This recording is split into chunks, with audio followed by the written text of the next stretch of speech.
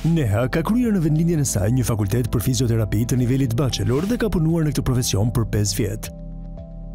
Burri i saj ka gjetur një punë si inxhinier softwaresh në Zvicër dhe Neha erdhi pas tij në kuadrin e bashkimit familjar. Në Zvicër, ajo dëshiron të punojë sërish si fizioterapiste në mënyrë që të jetë e pavarur financiarisht. Si mund të veprojë ajo?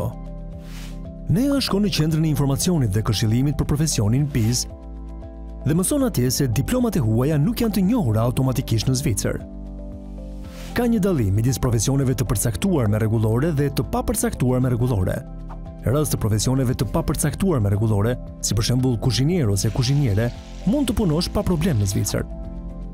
Por duke qenë se fizioterapiste është një profesion i rregulluar, diploma e Nehës së pari duhet njohur.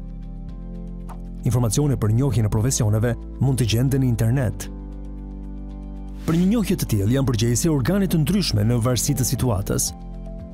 Duke qenë se ky proces nuk është aq i thjeshtë, Neha si rekomandohet të shkojë në një qendër të kualifikuar të specializuar. Qendra të shumta private dhe publike mund të mbështesin emigrantët gjatë integrimit profesional në Zvicër.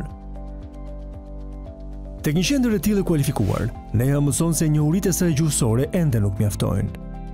Prandaj ajo po përfundon një kurs gjuhe me certifikat të njohur.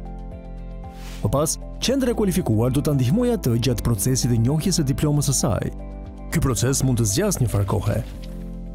Neha e shfrytëzon këtë kohë për të kërkuar një praktik në fushën e shëndetësisë dhe për të mbledhur përvojë pune në Zvicër.